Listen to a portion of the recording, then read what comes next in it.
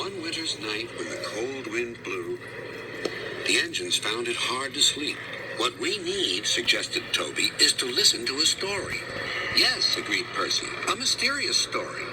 But, added Duck, it must have a happy ending. Driver told me a story, said Thomas, so everyone listened.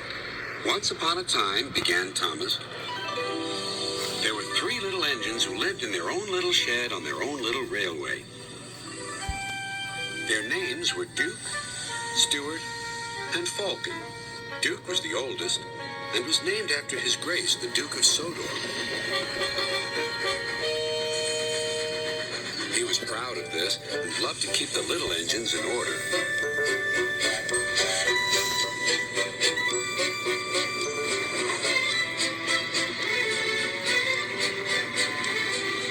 Whenever they did anything the Duke thought wrong, he would say, "That would never suit His Grace." Other engines came and went, but Duke outlasted them all.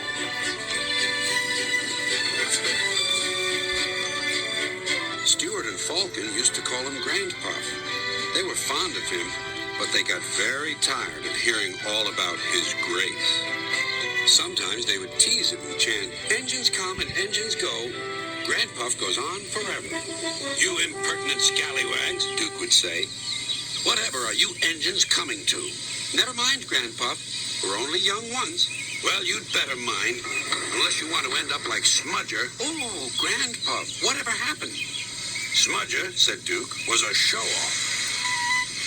He rode roughly and often came off the rails.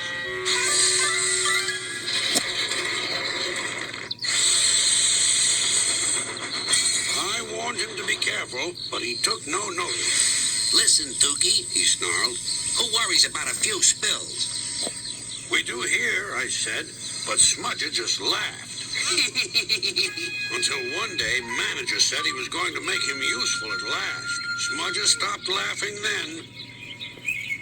"Well, why? What did he do?" "He turned him into a generator. He's still out there behind our shed. He'll never move again." After that, Stewart and Falcon became really useful engines, and all 3 were happy together for many years.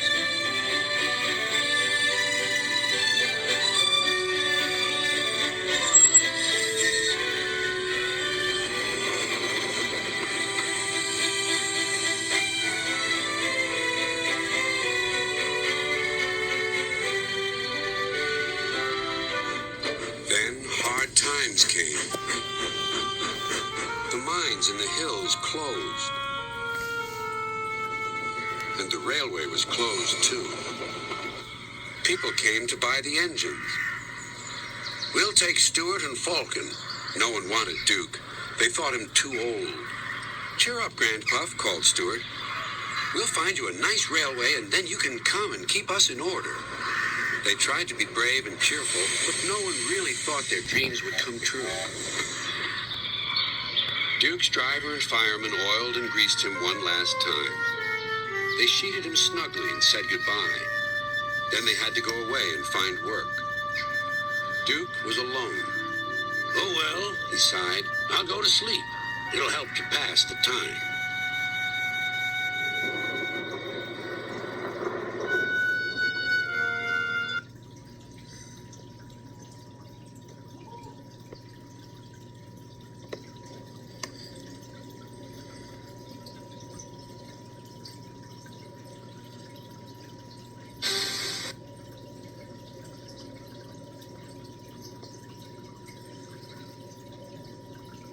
Winter torrents washed soils from the hills.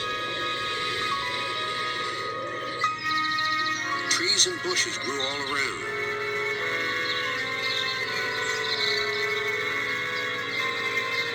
You wouldn't have known a shed was there, let alone a little engine asleep inside. "That's not a happy ending," cried Percy. "Ah," murmured Thomas, "there will be one. But that'll have to wait until next time."